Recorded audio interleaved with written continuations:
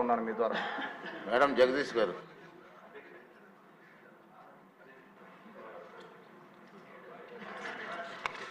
ధన్యవాదాలు అధ్యక్ష.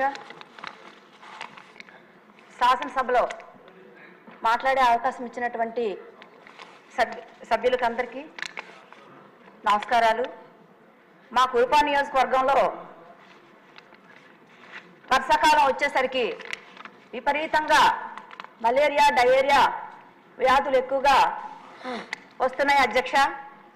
మరి వాటికి సంబంధించి మందులు లేకపోవడం వల్ల ఆ వ్యాధులతో కూడా చనిపోవడం జరుగుతుంది అధ్యక్ష. అలాగే పాము కాటుతో మందులు లేకపోవడం వల్ల గత ప్రభుత్వంలో 2 చదువుతున్న విద్యార్థులు చనిపోవడం జరిగింది అధ్యక్ష. అలాగే మరి హాస్పిటల్లో కూడా సరైన మందులు లేక చాలామంది గిరిజనులు చనిపోవడం జరుగుతుంది అధ్యక్ష.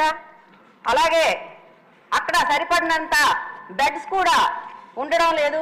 ఒక బెడ్లో 3 పేషెంట్లు పడుకోవడం జరుగుతుంది అధ్యక్ష. కాబట్టి మరి ఇవన్నీ కూడా గత ప్రభుత్వం మరి ఏ కూడా చేయలేని పరిస్థితిలో ఉన్నారు. కాబట్టి మరి ఇవన్నీ జరిగాయి. మరి మన ప్రభుత్వంలో ఎలాగైనా సరే సిహెచ్లో, పిహెచ్లో సరైన మందులు, బెడ్స్ ఇవ్వాలని కోరుతున్నాను అధ్యక్ష.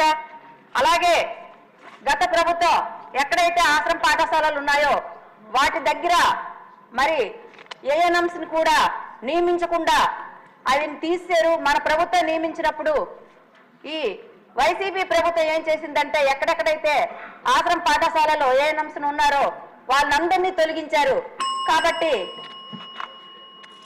నాకు ఈ అవకాశం ఇచ్చినటువంటి మా కురుపం ప్రజలకు అందరికీ పేరు పేరున ధన్యవాదాలు తెలియజేస్తున్నాను అధ్యక్ష.